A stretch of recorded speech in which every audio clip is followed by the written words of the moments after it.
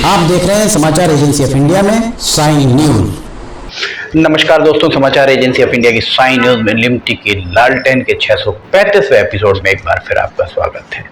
आज चर्चा करते हैं चुनाव के संबंध में। चुनाव चूंकि चल रहे हैं, पहला चरण हो चुका है।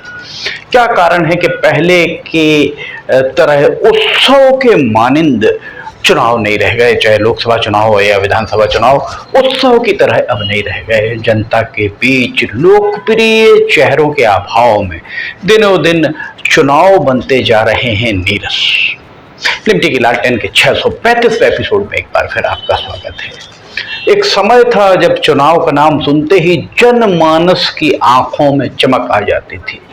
लोग चुनाव का बहुत बेसब्री से इंतजार किया करते थे अपने लाडले नेता की एक झलक पाने के लिए।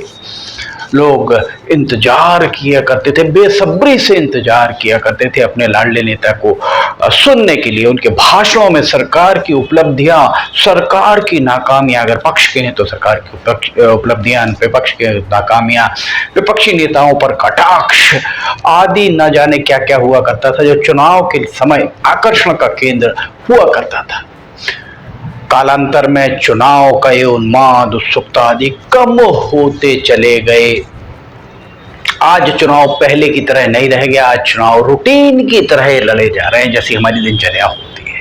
इसके पीछे वजह यही महसूस हो रही है कि चुनाव आयोग काफी हद तक सख्ती बरतने लगा है और इसके अलावा संचार क्रांति का युग है। इस युग में विशेषकर सोशल मीडिया का जादू सर चढ़कर बोल रहा है।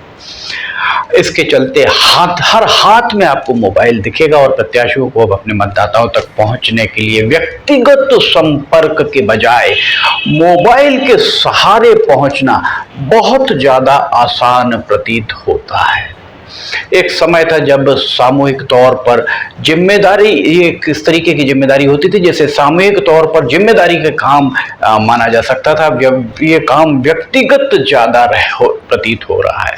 अब तो बस इवेंट मैनेजमेंट करने वालों के जरिए प्रत्याशी भी लोगों तक पहुंच बनाते दिख रहे हैं। वर्तमान समय में हो रहे चुनावों में कोई विशेष मुद्दे ना तो पक्ष के पास है ना विपक्ष के पास।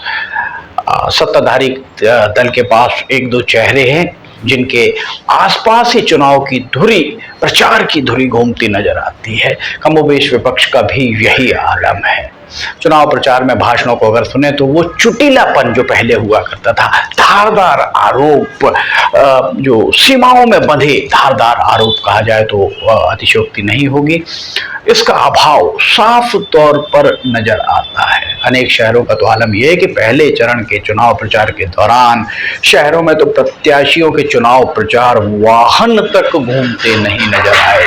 प्रत्याशियों द्वारा अनेक प्रत्याशियों के अथवा नेताओं के द्वारा मीडिया से भी पर्याप्त दूरी बनाकर रखी गई है। क्यों रखी गई है ये तो वे ही जानते होंगे।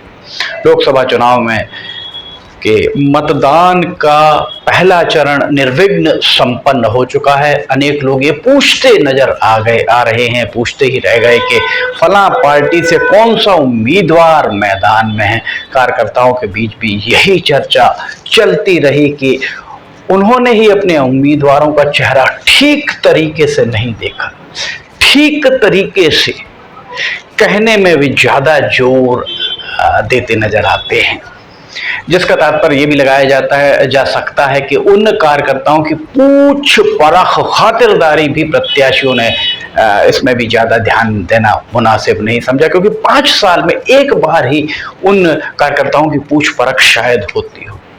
ये आलम था चुनाव प्रचार का। इसके साथ ही चुनाव प्रक्रिया के बीच देश की शीर्ष अदालत में चुनाव प्रक्रिया की विश्वसनीयता से संबंधित मसलों की सुनवाई चलती रही।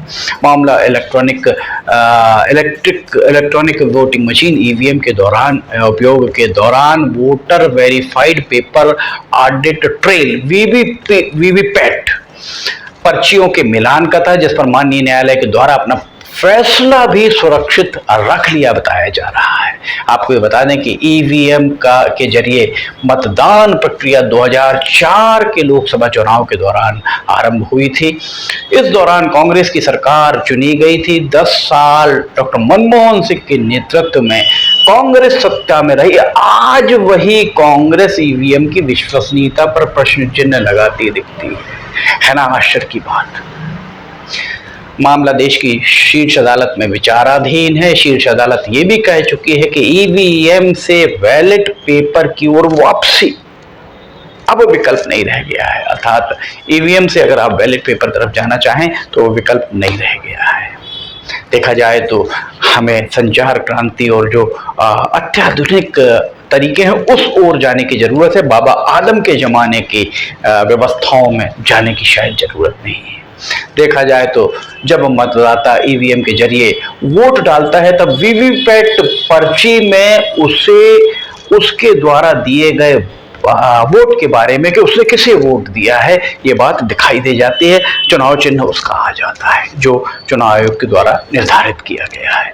पर जब मतगणना होती है तब ईवीएम में कुछ वोट और वीवीपैट की पर्चियों का मिलान नहीं हो पाने से संदेह बना ही रहता है। बहरहाल चुनाव प्रक्रिया में धीरे धीरे बदलाव हो रहा है, इस बात से इंकार नहीं किया जा सकता है। चुनाव आयोग की सख्ती के कारण प्रत्याशी हों या सियासी दल सभी अपनी अपनी हदें सीमाओं को पहचानने लगे हैं। संचार क्रांति में के इस युग में सोशल मीडिया के कारण अब प्रत्याशियों की भागदौड़ निश्चित तौर पर बहुत ही कम हो चुकी है। कार्यकर्ता भी सड़कों पर कम दिखाई देते हैं।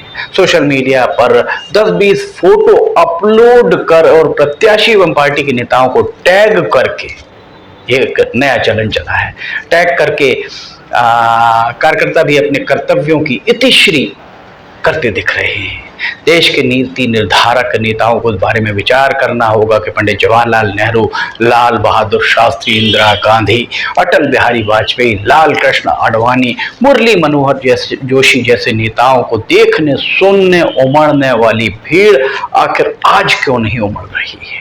क्या कारण है कि आज नेताओं को सुनने खुद अपने विवेक से आने वाले लोगों को उसके बजाय ये लोग नहीं आ रहे हैं? अपने आप जो भीड़ उमड़ती थी उसके बजाय क्षेत्रीय नेताओं को लक्ष्य देकर, टारगेट लेकर भीड़ को बुलाया जा रहा है। इसका कारण क्या है? जब चुनाव नहीं होते तब सरकारी इवेंट बनाकर सरकारी खर्चे पर भीड़ क्यों जुटाई जा रही है? इस बारे में पक्ष विपक्ष भी मौन रहता है। जाहिर है नैतिकता में कहीं न कहीं कमी महसूस की ही जा रही होगी, वरना इसका दूसरा कारण क्या हो सकता है? समाचार एजेंसी ऑफ इंडिया की साई न्यूज में लिमटी की लालटेन के 635वें एपिसोड में फिलहाल इतना ही। अगर आपको समाचार एजेंसी ऑफ इंडिया की साई न्यूज में लिमटी की लालटेन देखना है तो समाचार एजेंसी ऑफ इंडिया की वेबसाइट या साई न्यूज के न्यूज चैनल पर जाकर आप इसे देख सकते हैं। अगर आपको समाचार एजेंसी ऑफ इंडिया की साई न्यूज में खबरें, लिमटी की लालटेन, मौसम के अपडेट आदि पसंद आ रहे हो तो आप इन्हें लाइक, सब्सक्राइब और शेयर करना ना भूलिए। साथ ही नीचे कमेंट बॉक्स में लिखकर बताइए कि आपको ये सारी खबरें कैसी लग रही हैं। समाचार एजेंसी ऑफ इंडिया के सहयोगी अखिलेश दुबे के साथ लिमटी की लालटेन का 636वां एपिसोड लेकर बहुत जल्द हम हाजिर होंगे। फिलहाल आपसे इजाजत लेना चाहेंगे। जय हिंद।